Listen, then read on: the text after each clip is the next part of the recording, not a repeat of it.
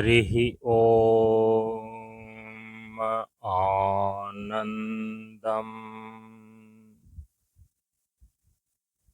प्रशान्तिजीवन्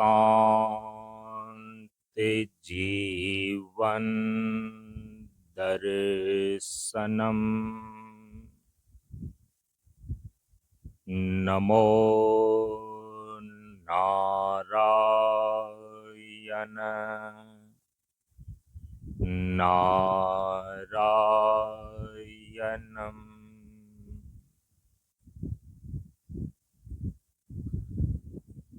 ब्रह्मानन्दं परम सुखदं केवलं ज्ञानमूर्तिं द्वन्द्वातीतं गगनसदृशं तत्त्वमस्यादिलक्ष्यम् एकं नित्यं विमलमचलं सर्वधी साक्षीभूतं भावातीतं त्रिगुणरहितं सद्गुरुं तं नमामि सद्गुरुं तं नमामि।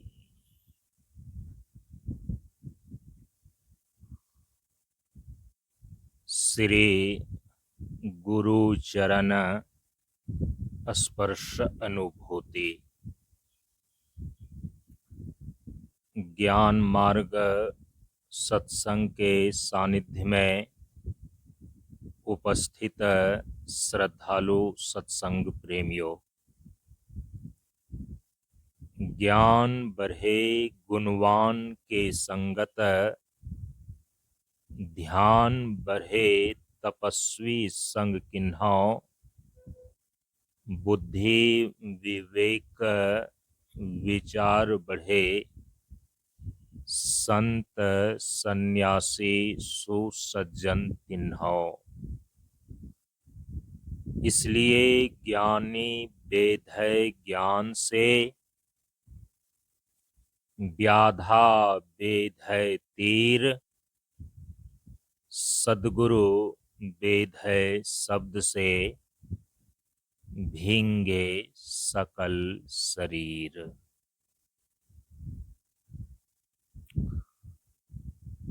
प्रेमियों, हम सभी लोग इस बार सन 2026 ईस्वी में परम पूज्य गुरुदेव बाबा शांतानंद जी महाराज की 78वीं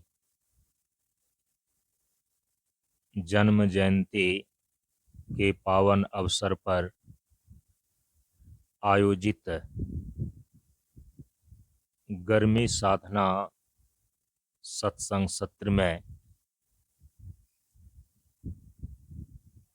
सूर्योपासना की योग विधि पर विचार कर रहे हैं। परम पूज्य गुरुदेव ने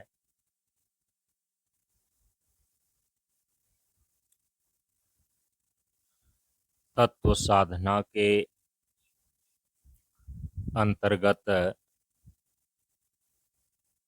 जो विशेष साधना के रूप में जाड़ा, गर्मी और बरसात को सहने की साधना का निर्देश दिया है,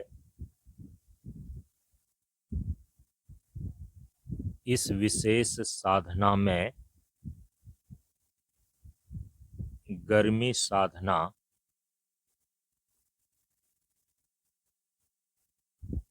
पांचों तत्वों में अग्नि तत्व से संबंधित है।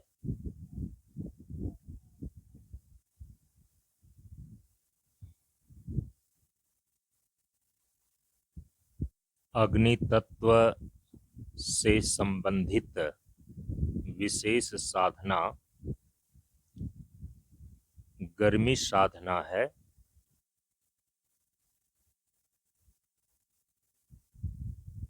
जो गर्मी साधना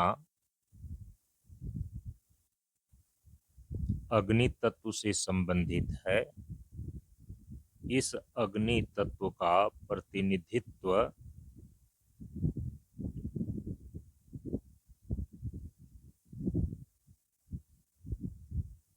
भगवान भास्कर सूर्य करते हैं। तो सूर्योपासना की योग विधि को जानने और समझने के लिए इसीलिए अग्नि और सूर्य के स्वरूप को, इसके प्रकार को और संबंध को पहले समझना आवश्यक होता है। हम सभी लोगों ने पिछले दिन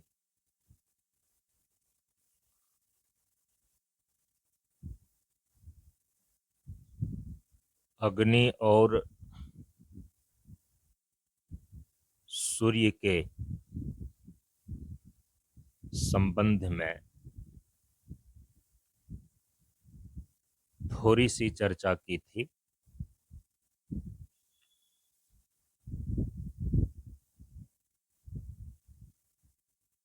आज इसको थोड़ा विस्तार से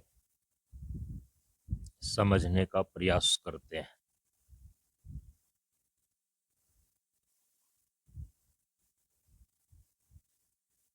अग्नि और सूर्य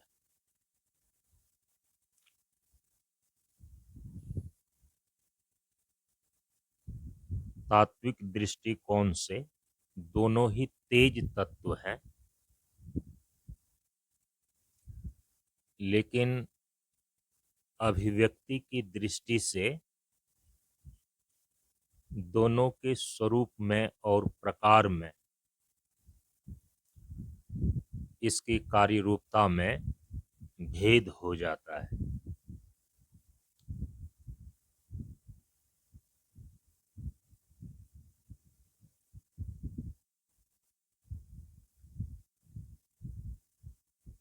सृष्टि प्रक्रिया के अंदर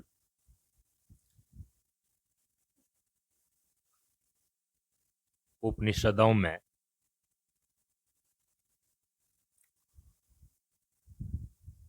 कहीं पर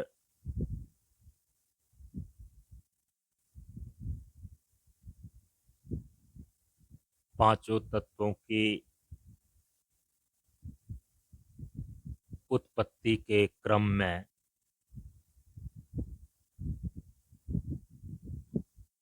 मंत्र के अंदर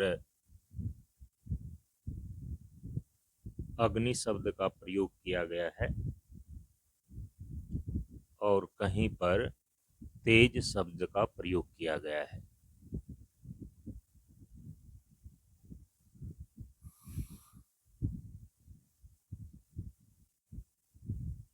आप प्रायः इस मंच के द्वारा पांचों तत्वों की उत्पत्ति के संदर्भ में उपनिषद के इस मंत्र का श्रवण करते हैं कि ब्रह्माश्रया सत्वरजस्तमो गुणात्मिका माया व प्रकृति अस्ति, ततः आकाशः सम्भूतः, आकाशात् वायुः, वायुरग्निः, अग्निरापः, अद्भयः पृथ्वी। तो यहाँ पर यह स्पष्ट रूप से बतलाया गया है कि जो परम तत्व ब्रह्म पर आश्रित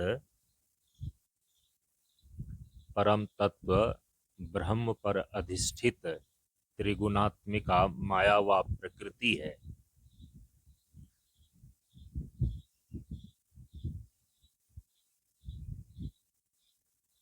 तो इससे सबसे पहले आकाश तत्व की उत्पत्ति होती है। माने सर्वाधिष्ठान के रूप में जो परम तत्व ब्रह्म है, प्रकृति के द्वार से इससे सबसे पहले आकाश तत्व की उत्पत्ति होती है। आकाश से वायु तत्व की उत्पत्ति होती है। वायु से अग्नि तत्व की उत्पत्ति होती है। अग्नि से जल तत्व की उत्पत्ति होती है। फिर जल से पृथ्वी तत्व की उत्पत्ति होती है। 5 महाभूतों की उत्पत्ति हो जाने के बाद जीवन और सृष्टि के सभी चीजें इससे निर्मित हो जाती हैं, उत्पन्न होती हैं। सर्वाणि भूतानि जायन्ते, अंत में ऐसा कह दिया गया। सर्वाणि भूतानि जायन्ते का अर्थ हुआ कि 5 महाभूतों से ही जीवन और जगत के जितने भी अन्य तत्व हैं, पदार्थ हैं, सबकी उत्पत्ति होती है, हो जाती है।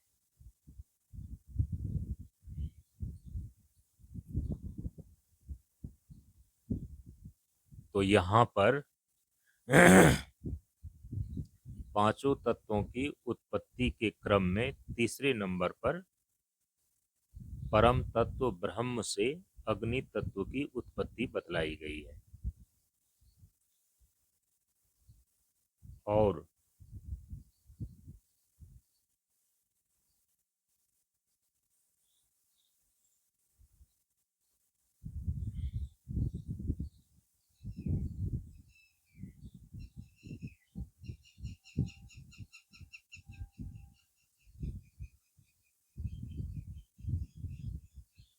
मुंडक उपनिषद के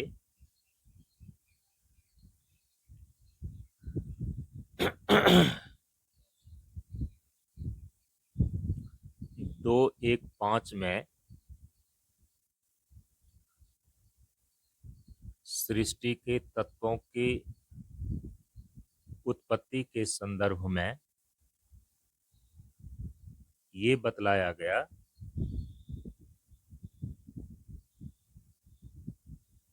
कि तस्मात् जायते प्राणो मनः सर्वेन्द्रियाणि च खम वायुः ज्योतिरापः पृथ्वी विश्वस्य धारिणी।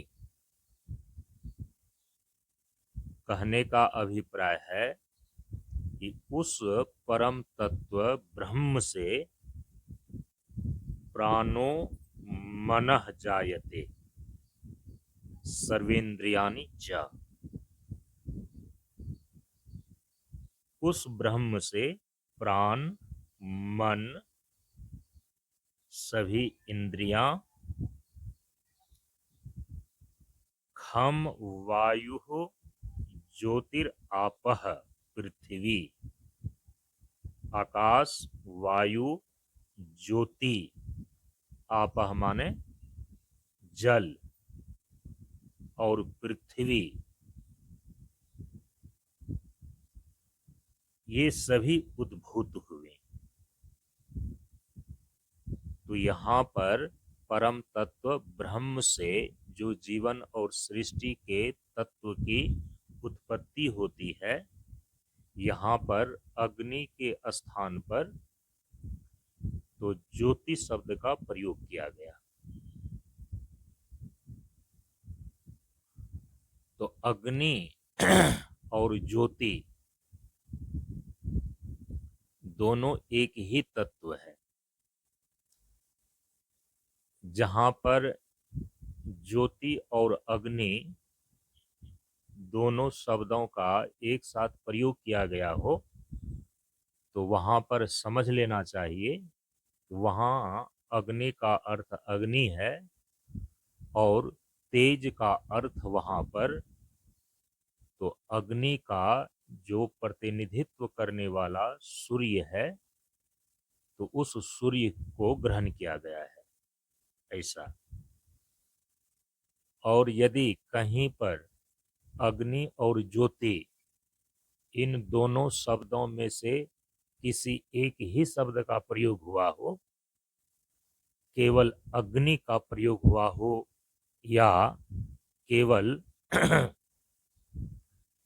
ज्योति का प्रयोग हुआ हो, और वह अग्नि और ज्योति दोनों तत्व के रूप में हो, तो समझ लेना चाहिए कि वहां पर अग्नि और ज्योति, अग्नि अथवा ज्योति, ये दोनों ही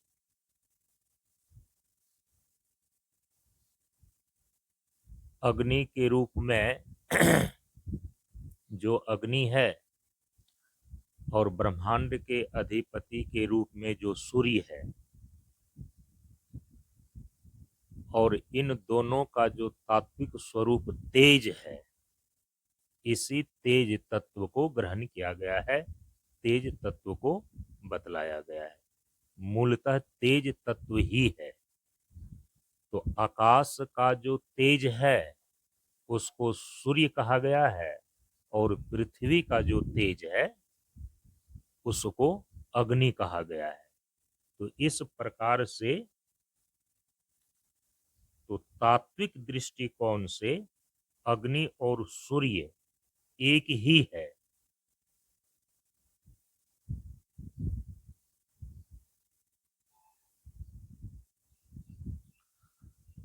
तो सूर्य और अग्नि, ये सनातन धर्म की परंपरा के ग्रंथों में प्रकाश के दो रूप हैं।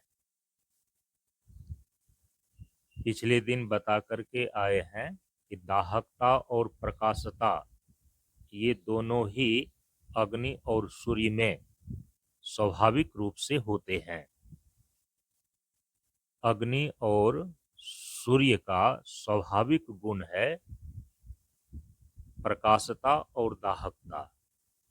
तो प्रकाश के दो रूप हैं, सूर्य और अग्नि। तो वेद के मंत्र में आया है कि अग्नि मूर्धा दिवह कपूत। अग्नि जो है स्वर्ग का माथा है, और आत्मा सूर्य को जगत का आत्मा कहा गया। सूर्य आत्मा जगतः, सूर्य जगत की आत्मा है। तो कई बार इस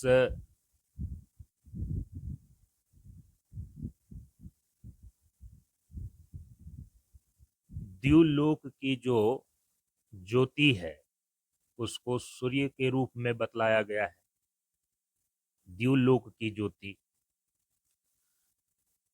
और जो अधोलोक की ज्योति है तो उसको अग्नि के रूप में बतलाया गया है। तो द्युलोक के अंदर तो स्वर्ग इत्यादि भी आ जाते हैं, और वेद के मंत्र में बतलाया गया कि अग्नि मूर्धा दिवह कपूत। तो अग्नि स्वर्ग का माथा है, और सूर्य के विषय में कहा कि सूर्य आत्मा जगतः तस्थुसश्च, सूर्य जगत की आत्मा है। तो इसका अभिप्राय है कि दोनों अलग नहीं हैं, एक तत्व के ये दो लोक हैं।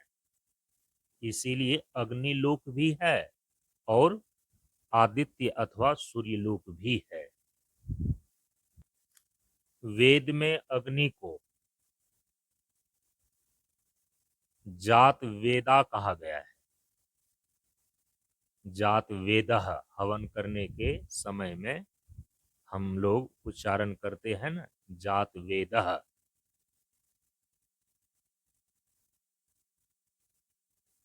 और जात वेदः का अर्थ होता है सबको जानने वाला।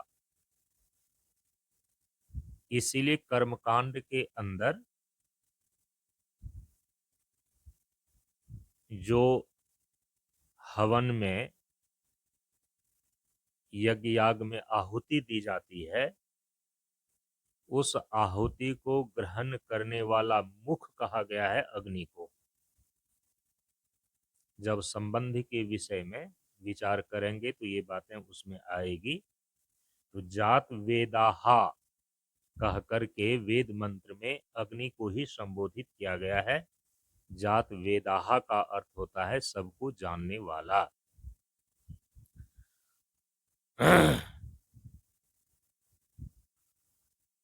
यज्ञ का मुख भी कहा गया है इस अग्नि को। और सूर्य को वेद के मंत्रों में हिरण्यगर्भ और सविता शब्द से संबोधित किया गया है।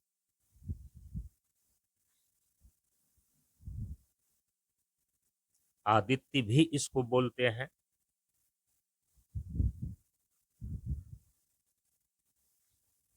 और इसको वेद मंत्र के अंदर जगत का आत्मा भी बतलाया गया।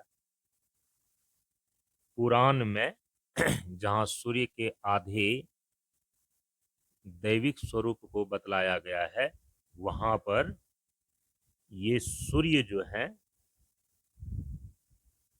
आदित्य इसलिए कहलाते हैं क्योंकि ये अदिति और कश्यप के पुत्र हैं। अदिति के पुत्र होने के कारण से इनको आदित्य कहा गया है। और आदित्य कहने का दूसरा यह भी अर्थ ग्रहण किया गया है कि जैसा कि पिछले दिन बतलाया गया कि वेद के मंत्रों में जिसको हिरण्यगर्भ, आदित्य इत्यादि कहा गया है,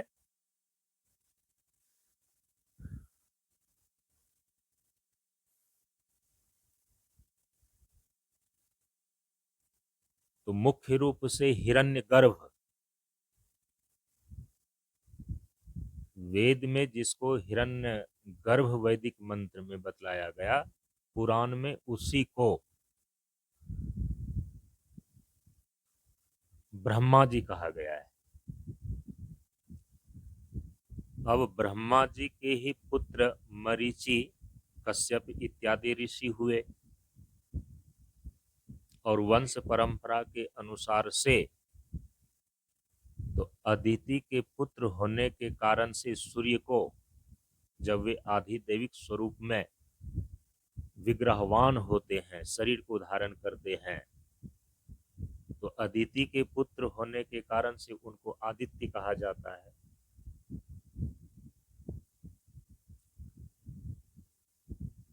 लेकिन हिरण्यगर्भ के रूप में जो ब्रह्मा जी हैं, वो तो ब्रह्मा जी पिता हैं। सबके पिता होने के कारण से उसको पितामह कहा जाता है। तो इस दृष्टिकोण से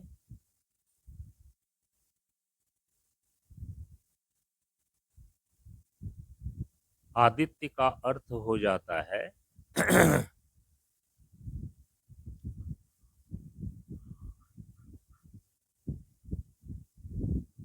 कि इस सृष्टि में जब परमात्मा ने सृष्टि की संरचना किया, तो सृष्टि की संरचना करने में जो सबसे पहले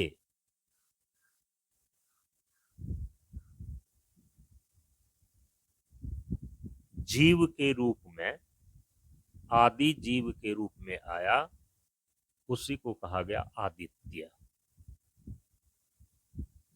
तो परमात्मा जब सृष्टि की संरचना करते हैं तो संरचना करने में तो जीव सृष्टि भी होती है। जीवों को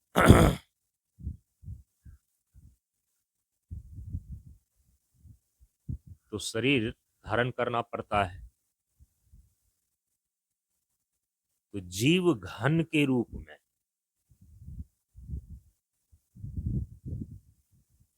और आदि जीव के रूप में, पूरी सृष्टि के आदि जीव के रूप में ब्रह्मा जी को माना गया है। इस सृष्टि का आदि जीव या जीव घन के रूप में ब्रह्मा जी को बतलाया गया है। तो जब इस सृष्टि का आदि जीव ब्रह्मा को कहा गया, तो उस अर्थ में उसी ब्रह्मा का नाम आदित्य हो जाता है। यह देखना पड़ता है कि कौन से शब्दों का प्रयोग किस संदर्भ में किया गया है। आदित्य शब्द का प्रयोग अदिति के पुत्र के रूप में भी पुराणों के अंदर हुआ है, और आदित्य शब्द का प्रयोग ब्रह्मा जी के लिए भी हुआ है। जो हिरण्य गर्भात्मक ब्रह्मा जी हैं, इनके लिए भी आदित्य शब्द का प्रयोग होता है। और ये आदित्य सूर्य के नाम है। तो सृष्टि का आदि जीव होने के कारण से उनको आदित्य बोलते हैं। ये तो एक बात को और ध्यान में रखनी चाहिए। तो अग्नि और सूर्य के स्वरूप और उसके प्रकार, ये दोनों चीजें ज्यादा स्पष्ट रूप से समझ में आ जाएगी।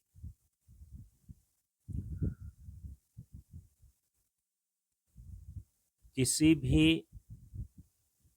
व्यक्ति का, किसी भी वस्तु का या किसी भी सत्ता का चतुर्विध स्वरूप होते हैं। तो जो तात्विक स्वरूप होता है ना, वह निरपेक्ष होता है। जो आधिदैविक स्वरूप होता है वह चेतन रूप होता है। जो आधि भौतिक स्वरूप होता है वह जड़ रूप होकर इंद्रियों का विषय बनता है। और जो आध्यात्मिक स्वरूप होता है वह हमारे शरीर के भीतर अनुभूति में आता है। इसीलिए जब आप बोलते हैं ना किसी भी चीज के आध्यात्मिक स्वरूप क्या है, तो इसका मतलब होता है कि उसकी सत्ता हमारे शरीर के भीतर किस रूप में है और उसका किस रूप से अनुभव होता है। तो आध्यात्मिक सत्ता हमारे शरीर के भीतर अनुभूत रूप है।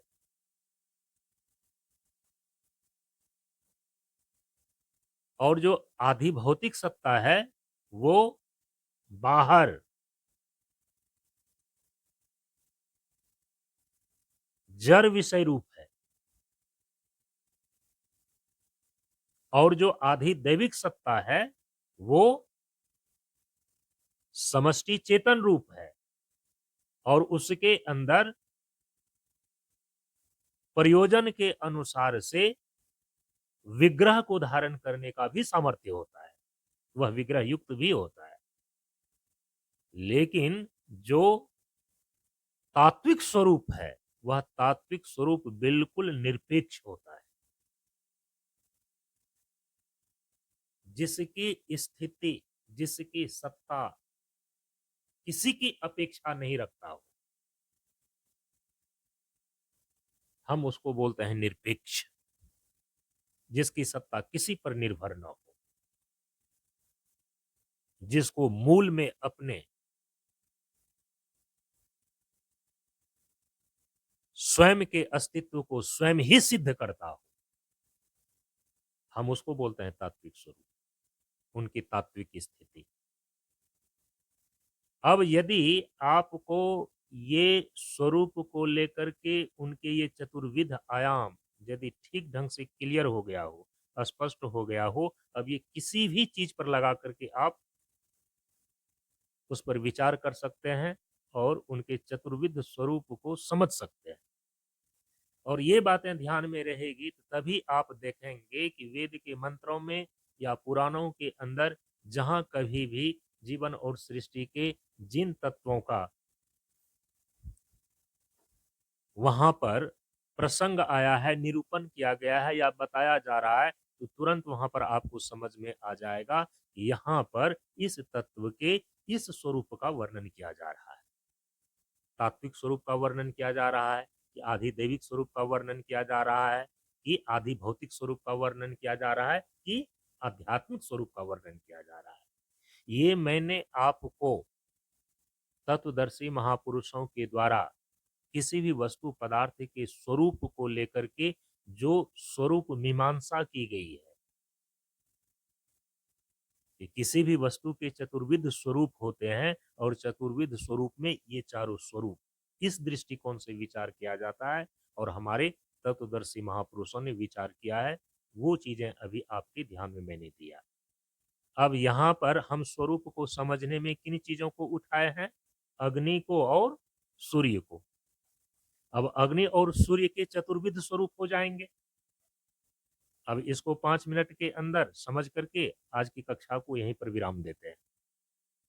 अग्नि और सूर्य, अब इस दोनों का जो तात्विक स्वरूप है यह तो बिल्कुल निरपेक्ष और एक होगा, जिसको कि कहा गया है वेद के मंत्रों में तेज तत्व।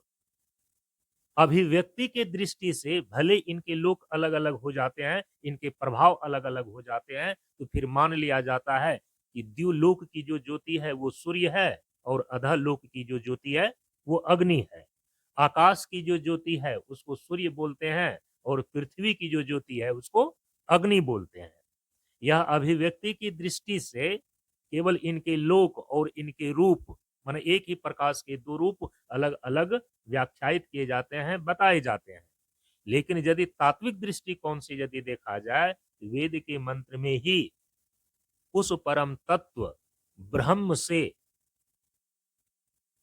जब तत्वों की उत्पत्ति के विषय में बताया गया है, तो कहीं पर सीधे अग्नि शब्द का प्रयोग हुआ और कहीं पर सीधे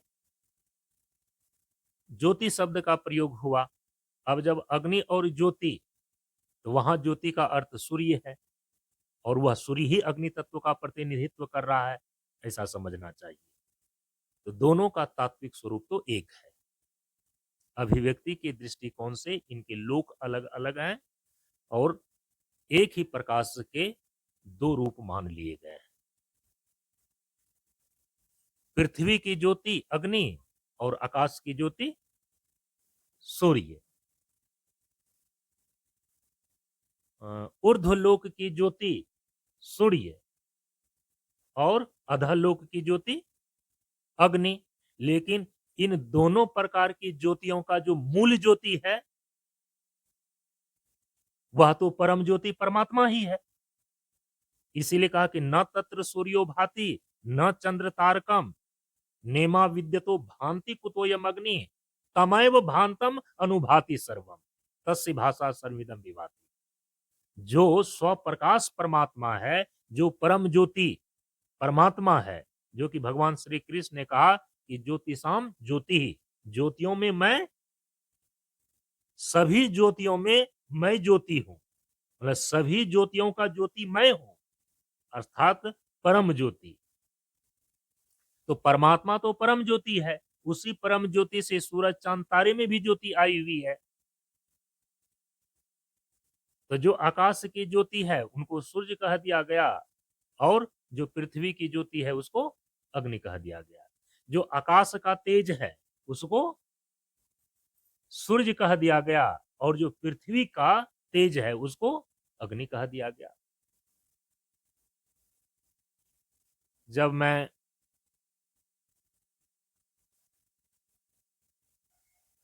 पूरी पीठ के जगत गुरु शंकराचार्य जी के सानिध्य में चातुर्मास कर रहा था, छांदोग्य उपनिषद में जब इस प्रसंग का पाठ आया था, तो वहां पर उन्होंने बतलाया कि तेज तत्व तो एक ही है और उस तेज का अधिष्ठान जो है वह तो तेज स्वरूप परमात्मा और ब्रह्म ही है, क्योंकि उसी को हम स्व प्रकाश बोलते हैं, स्वयं प्रकाश बोलते हैं। उसी को हम क्या बोलते हैं? प्रकाश स्वरूप बोलते हैं। परमात्मा प्रकाश स्वरूप है। ब्रह्म और आत्मा प्रकाश का स्वरूप है। जो सर्वाधिष्ठान के रूप में तत्व हैं, वह कोई जड़ तत्व नहीं है, वह तो स्वप्रकाश है, जिसको कि गोस्वामी तुलसीदास जी महाराज ने भी कहा कि सब कर परम प्रकाशक जोई, राम अनादि अवधपति सोई। तो तेज तत्व तो मूलतः एक ही है, लेकिन उस तेज की अभिव्यक्ति अलग अलग पदार्थों में अलग अलग प्रकार से होती है।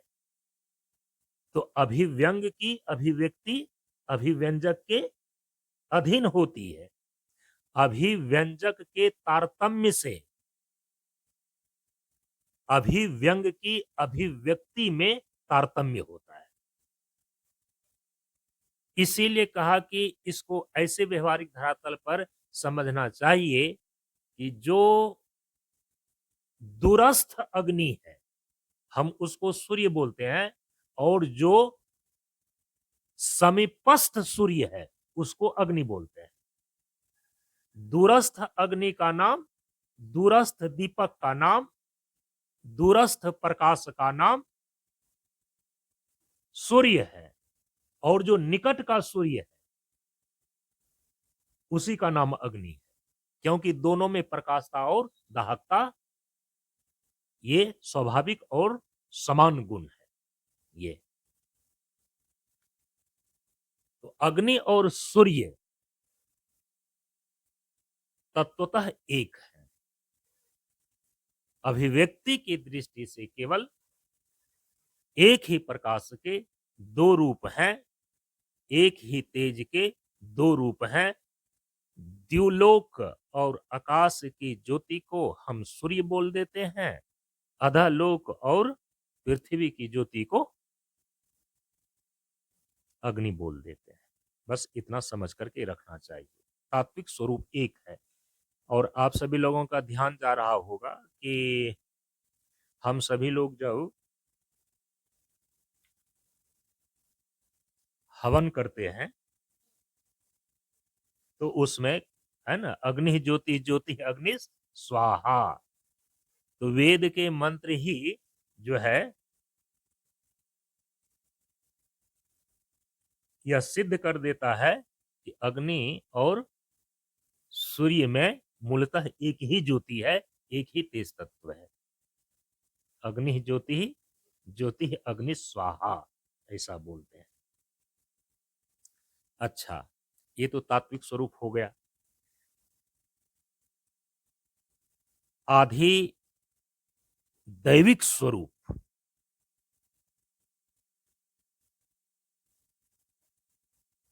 अग्नि का आधि दैविक स्वरूप और सूर्य का आधि दैविक स्वरूप, इसका पुराणों में वर्णन किया गया है। जो अग्नि का आधि दैविक स्वरूप है ना, उसी को बोलते हैं अग्नि देवता।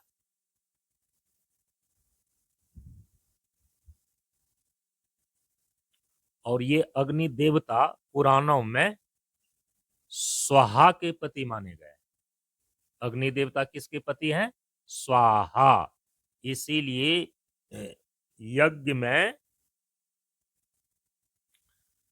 जब आप हवनीय पदार्थ का निक्षेप करते हैं और वो निक्षेप जो किया जाता है हवनीय पदार्थ का, हवन सामग्री का, किसमें किया जाता है? प्रज्वलित अग्नि में किया जाता है, क्योंकि यज्ञ का मुख अग्नि को माना गया है। तो यज्ञ में जो आप हवनीय पदार्थ दे रहे हैं, निक्षेपित कर रहे हैं, तो यज्ञ का मुख अग्नि है, तो प्रज्वलित अग्नि में ही तो हवनीय सामग्री को डाली जाती है। और जब भी हम हवनीय पदार्थ को हवन वेदी में डालते हैं तो प्रत्येक मंत्र के साथ अंतिम में किस शब्द का उच्चारण होता है? स्वाहा स्वाहा। तो अग्नि देवता स्वाहा के पति है ये। और अग्नि देवता के आधिदैविक स्वरूप का जो पुराणों में वर्णन किया गया है, भगवान वेदव्यास ने किया, तो कहा कि वहां पर बतलाई गई कि उनकी 7 जिह्वाएं होती है। और 7 जिह्वाओं के वहाँ पर अलग-अलग नाम बतलाए हैं। कभी मैं उसको वहाँ से निकाल करके आप लोगों को बताऊँगा कि अग्नि के जो आधि दैविक स्वरूप अग्नि देवता के रूप में है, जो स्वाहा के पति हैं, जिनकी 7 जिह्वाएँ होती हैं और प्रत्येक जिह्वाओं का क्या उनका कार्य है, वहाँ पर स्पष्ट रूप से बतलाया गया है। और चूँकि जो आधि दैविक स्वरूप होगा, तो वो चेतन रूप होगा और विग्रह युक्त होगा। समष्टि रूप भी होता है, लेकिन प्रयोजन के अनुसार से वो अनेक रूपों को भी एक कलावच्छेदेन धारण करने का भी सामर्थ्य रखता है। तो कहा कि उनकी 7 जिह्वाएँ उनके स्वरूप में होने के साथ-साथ कहा कि 4 सिंग और 3 पैर होते हैं। अग्नि देवता का आधिदैविक स्वरूप इस प्रकार का वर्णन किया गया है। किसमें? पुराण में। अग्नि तत्व का जो आधिदैविक स्वरूप है, उसी को कहा जाता है अग्नि देवता। तो अग्नि देवता स्वाहा के पति हैं, जिनकी 7 जिह्वाएँ हैं, उनके 4 सिंग हैं और 3 पैर हैं। इस रूप में उनके विग्रह को हमारे पुराणों में बतलाया गया है। किसके? अग्नि देवता के। अग्नि तत्व के आधि दैविक स्वरूप जो अग्नि देवता के रूप में है, उनका इस प्रकार का विग्रह का वर्णन किया। और इस अग्नि देवता के जो है रंग लाल बतलाया गया है। और ये जिस वाहन पर सवार होते हैं, उसका नाम है मेढ़ा। मेढ़ा किसको बोलते हैं? हम्म? मेढ़ा एक प्राणी है और उनका चूंकि शास्त्र में इस रूप में नाम आया है और हम लोगों के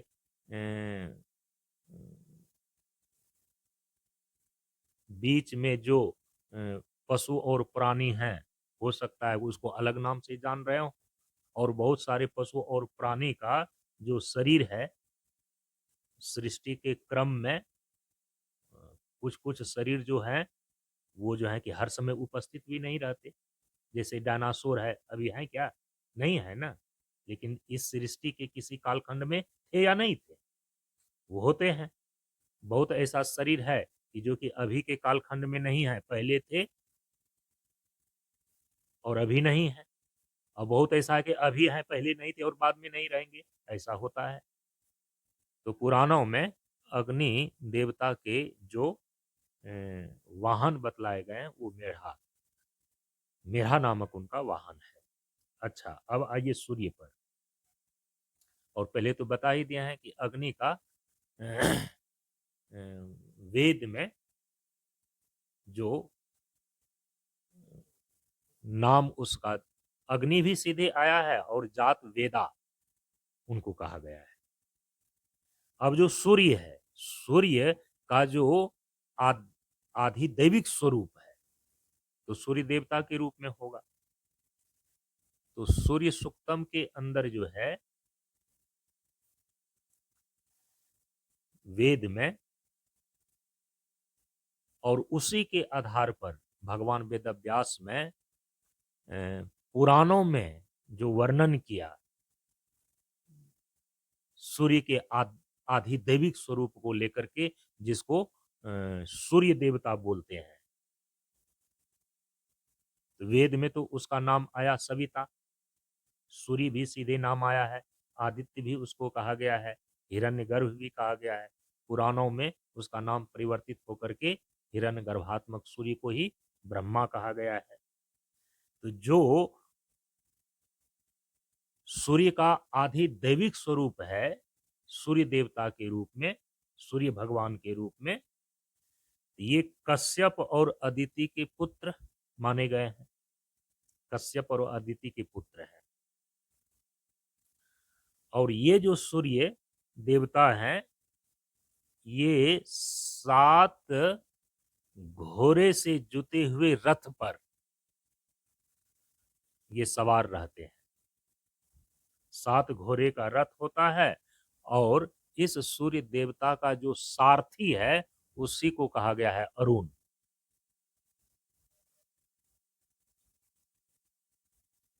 तो सूर्यदेव भगवान 7 घोड़े से जुते हुए जिस रथ में बैठते हैं तो उनके रथ का सारथी का नाम क्या है? अरुण। भगवान वेदव्यास ने ऐसा विग्रह पुराणों में वर्णन किया सूर्य देवता का।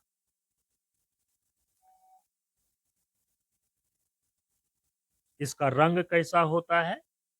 कहा कि सूर्य देवता का रंग सुनहरा बतलाया गया है। और इनका वाहन क्या हो गया? घोड़ा, घोड़ा अश्व। तो जो 7 घोड़े हैं ना, अभी भौतिक धरातल पर वैज्ञानिक लोग तो उसी को सूर्य का 7 रंग या सूर्य की 7 किरण मान करके उसकी व्याख्या करता है वो लोग, इसी रूप में देखता है। ऐसे सूर्य की 7 रश्मियां सीधे ये हमारे शास्त्रों में भी वर्णन आया है सूर्य की 7 किरणों के विषय में, 7 रंग के विषय में। ऐसा नहीं कि वैज्ञानिक ने बतलाया, तब वो सभी लोगों को ज्ञात है। पहले से ही सूर्य में 7 रश्मियां होती हैं, उनकी रश्मियों के अलग अलग रंग होते हैं।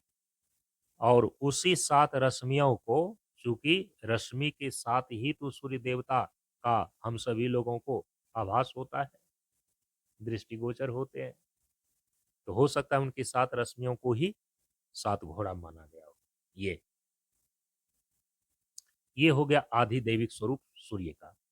तो सूर्य का जो आधिदैविक स्वरूप है उनको सूर्य देवता या सूर्य देव बोलते हैं। उनके विग्रह में 7 घोड़े होते हैं, 7 घोड़े के रथ पर सवार होते हैं और उनके सारथी का नाम अरुण है। सूर्य सूर्यदेव या सूर्य देवता का जो रंग होता है वो सुनहरा होता है और उनके वाहन जो हैं वे अश्व हैं, घोड़े हैं। अग्नि और सूर्य को लेकर के जब उनके आदि भौतिक स्वरूप को देखते हैं तो अग्नि का आदि भौतिक स्वरूप क्या है? अग्नि का आदि भौतिक स्वरूप जो नेत्र से आपको ये प्रत्यक्ष अग्नि दिखाई पड़ती है, जिसको आप आग बोलते हैं, चाहे वह कोयले की आग हो, चाहे वह लकड़ी की आग हो, चाहे वो इंडेन गैस जो आप घर में जलाते हैं। क्योंकि अग्नि अभी तो 3 रूप में आप प्रयोग में व्यवहार में ला रहे हैं ना, 3 अवस्था में, लिक्विड रूप में भी है, गैस रूप में भी है और ठोस रूप में भी है। ठोस कहने का मतलब है कि यदि वो समिधा के द्वारा या लकड़ी के द्वारा घास फूस इत्यादि के द्वारा जब वह अग्नि जल उठती है तो वह ठोस रूप हो गया, क्योंकि ठोस वस्तु से। लोहार की भट्ठी में जब कोयले के अंदर किसी लोहे को रख करके उसको गर्म किया जाता है तो वो लोहे के आकार में ठोस अग्नि दिखाई देती है। फिर अग्नि का जो है कि एक तरल रूप है जिसको कि अभी आप तरल माने लिक्विड के रूप में एलपीजी, लिक्विड पेट्रोलियम गैस है ना, तो केरोसिन तेल है, पेट्रोलियम है, ये है द्रव्य के रूप में। लेकिन थोड़ी सी भी इसमें माचिस यदि मारे तो ये जल उठती है ना, ये तो ज्वलनशील द्रव्य हुआ ना। एक द्रव है, पानी है, और उस पानी में थोड़े जो है कि आप माचिस लगाएंगे तो वो जल उठेगा, लेकिन केरोसिन तेल में, पेट्रोल में आप जलाइए उसको, वो जल उठेगा। पानी के अंदर भी है विद्युत। इसीलिए जो है ना, अग्नि के 2 रूप मान लिए गए। हर एक चीज का 2 रूप है, एक है व्यक्त और एक है अव्यक्त। एक को बोलते हैं मूर्त और दूसरे को बोलते हैं अमूर्त। तो एक व्यक्त अग्नि है, कोयला जब जल रहा है, घास जब जल रहा है, वहां जो आग धू धू करके जल रही है, यह व्यक्त अग्नि है। रसोई घर में जो आग जल रही है, हवन कुंड में जो आग प्रज्वलित हो रही है, ये क्या है? व्यक्त अग्नि है। लेकिन उस बांस के अंदर अग्नि है या नहीं है? काष्ठ के अंदर अग्नि है कि नहीं है? जिस चौकी पर अभी हम बैठे हुए हैं, इसके अंदर अग्नि है कि नहीं है? इसके अंदर भी अग्नि तो है, ये है, लेकिन अव्यक्त रूप में है। यदि इसके अंदर अग्नि नहीं होता तो काठ को जलाने से फिर वो अग्नि प्रकट नहीं होती। बांस के अंदर अग्नि नहीं होती, बांस को जलाने से आग बाहर प्रकट नहीं होती। तो व्यक्त और अव्यक्त, काष्ठ इत्यादि के अंदर अग्नि अव्यक्त रूप से रहती है, लेकिन रसोई घर के चूल्हे में और हवन वेदी में जो अग्नि होती है वो व्यक्त अग्नि होती है, प्रकट अग्नि होती है। ऐसा मान करके चलना चाहिए।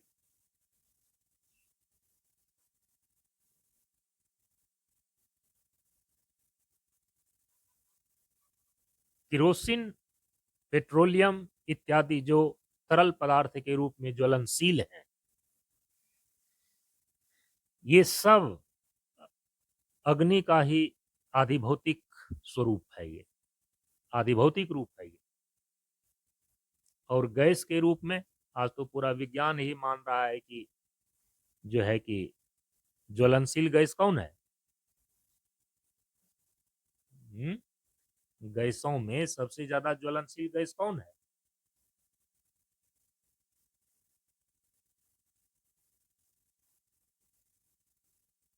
ऑक्सीजन तो गैस को, आग को जलने में सहयोग प्रदान करती है। आग के जलने के फैलाव को रोकने का काम नाइट्रोजन गैस करता है। नहीं तो जितने ऑक्सीजन अभी फैले हुए हैं, यदि कि 78% इस वायुमंडल में नाइट्रोजन गैस नहीं होता, कि एक जगह यदि आप आग लगाते हैं तो वहीं पर वह सीमित नहीं रहता, वह आग फैल करके पूरे घर में लग जाती है। लेकिन हम दीपक में माचिस लगाते हैं तो दीपक तक ही जलता है, वो आग सर्वत्र नहीं फैलती है। किसके कारण से? विज्ञान क्या कहता है? नाइट्रोजन गैस के कारण से। नाइट्रोजन गैस क्या करता है? वह आग को फैलने से रोक लेता है। जहां पर उसको उनके स्रोत जहां से मिल रहे हैं, जहां से लिक्विड ज्वलनशील पदार्थ का स्रोत उनको मिल रहा है, केवल वहीं पर वो प्रकट होएगा। ये अग्नि का जो है ना भौतिक स्वरूप हुआ, आदि भौतिक स्वरूप हुआ। जो आग आपको दिखाई दे रही है, इंद्रियों का विषय बन रही है, जिसमें डालने से हाथ आपका जल जाता है, ये सब क्या है? अग्नि का आदि भौतिक स्वरूप है। अग्नि का आदि भौतिक रूप है ये। प्रायः आप अग्नि का जो आदि भौतिक रूप है, जो आदि भौतिक स्वरूप है, उसी को देख रहे हैं और उसी का प्रयोग भी कर रहे हैं। ठीक है। अच्छा, अब दूसरा उधर सूर्य है। सूर्य का आदि भौतिक स्वरूप क्या है? सूर्य का आदि भौतिक रूप क्या है? जो प्रतिदिन आप देखते हैं क्षितिज में उगता है और दिन भर वह आकाश मंडल में दिखाई देता है, और फिर अस्ताचल पश्चिम क्षितिज पर जाकर के वो अस्त हो जाता है। तो पश्चिम का मतलब ये होता है बाद, और पूर्व का मतलब होता है पहले। जो सूर्य आपको इस नेत्र से उगा हुआ पहले जहां दिखाई दे, उसी को कहा गया पूर्व दिशा। और अंत में, बाद में, सबसे बाद में इस नेत्र को सूर्य जहां दिखाई दे, इसके बाद दिखाई नहीं दे, उस दिशा को कहा पश्चिम, जो सबसे बाद में दिखाई दिया। इसके बाद वो अस्त हो गया। तो उदय से लेकर के अस्त तक जिस सूर्य को आप आकाश में, आकाश मार्ग से जाते हुए देखते हैं, जिसको आप प्रतिदिन अर्घ्य प्रदान करते हैं, भावना वहां अधिदेव है। हम केवल सूर्य को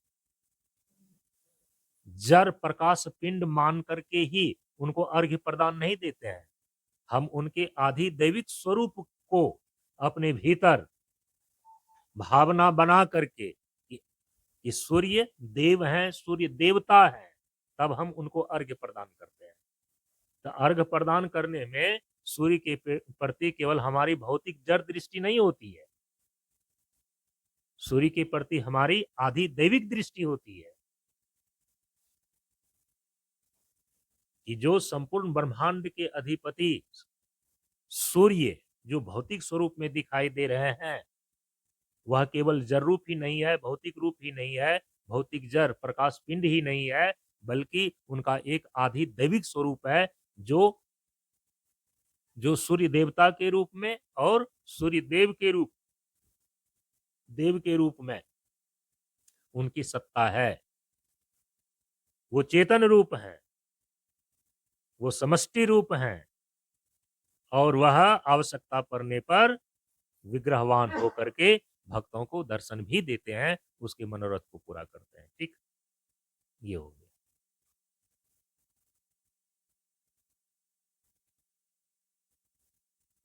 तो सूर्य का हो गया आदि भौतिक स्वरूप जो आकाश मंडल में प्रत्यक्षतः आपको इस आंख से दिखाई देता है।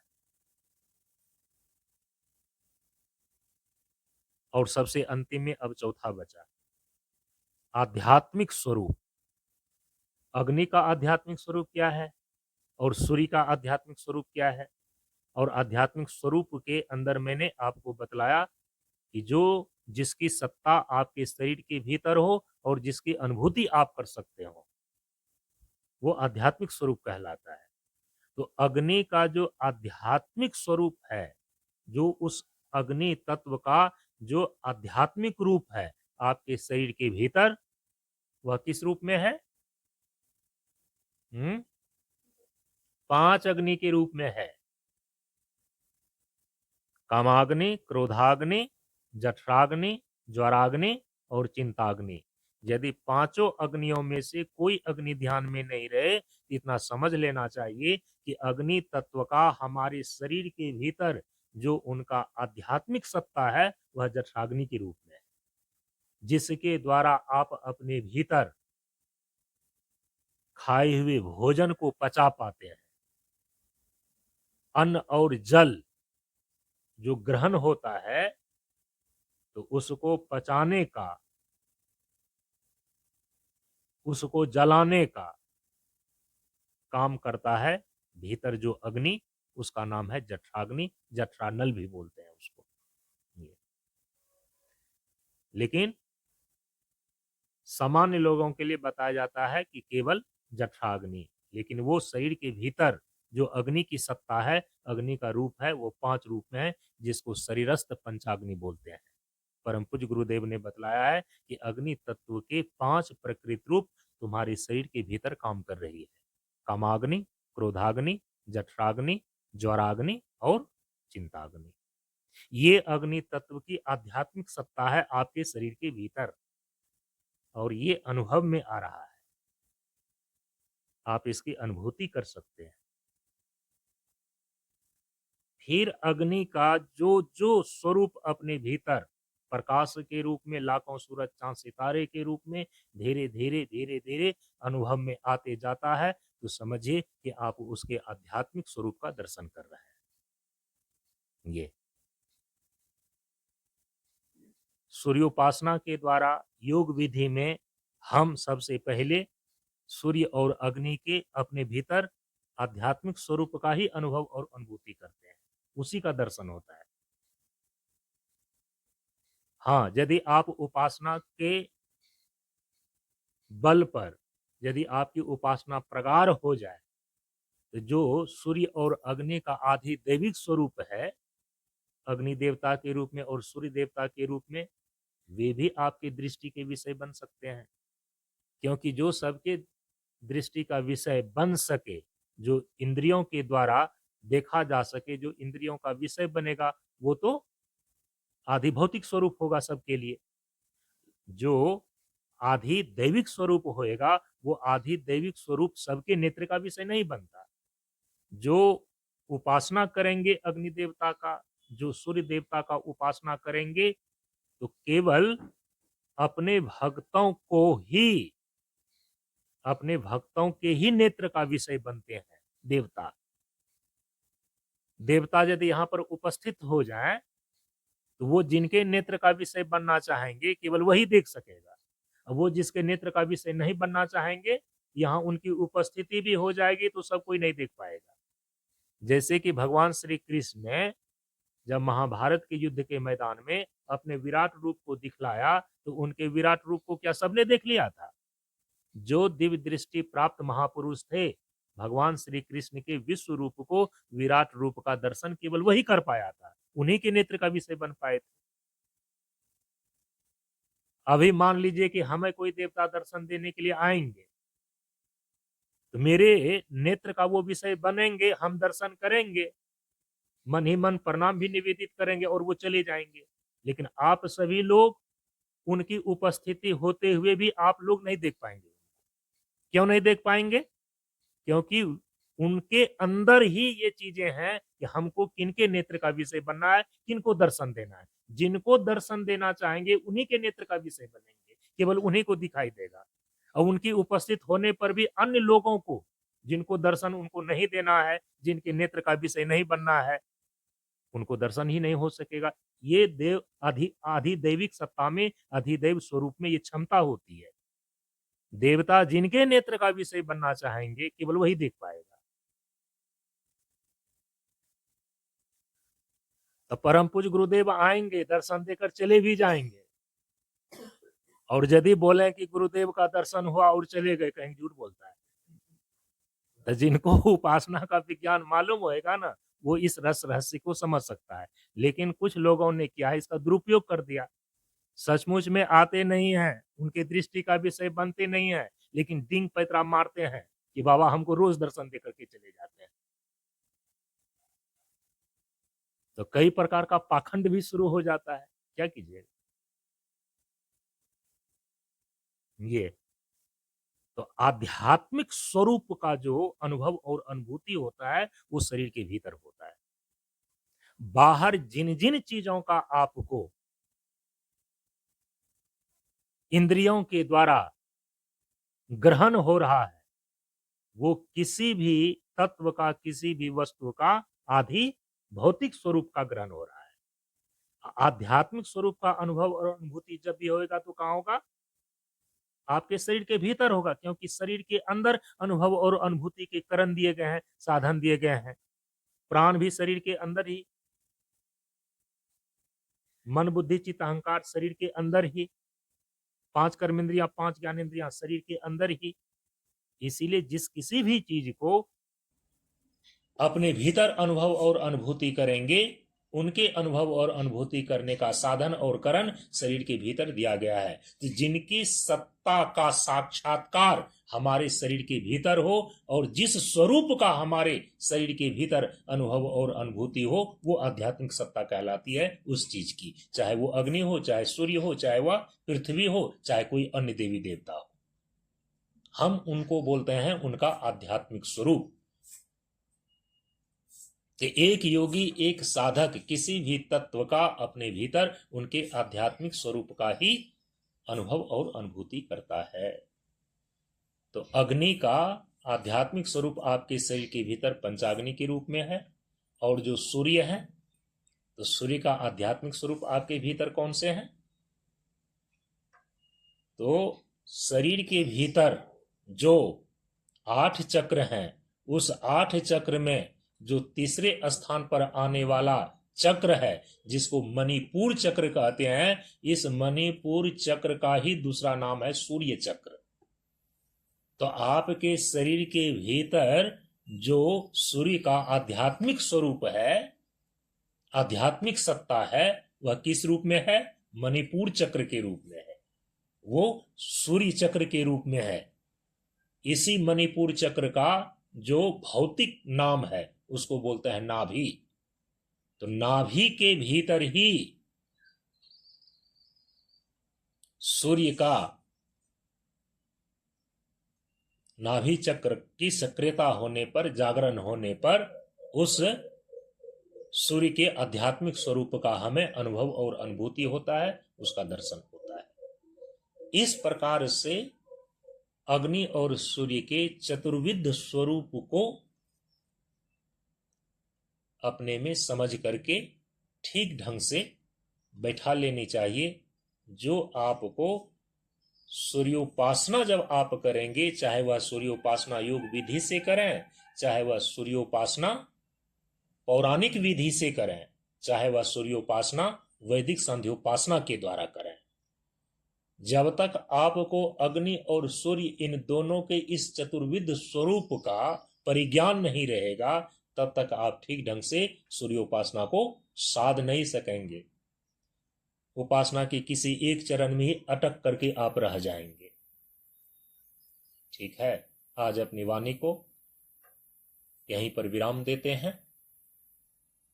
कल की कक्षा में हम सभी लोग थोड़ा सा सूर्य और अग्नि दोनों के बीच में जो संबंध है, इस पर विचार करेंगे। ओम पूर्णमदः पूर्णमिदं पूर्णात् पूर्णमुदच्यते पूर्णस्य पूर्णमादाय पूर्णमेवावशिष्यते।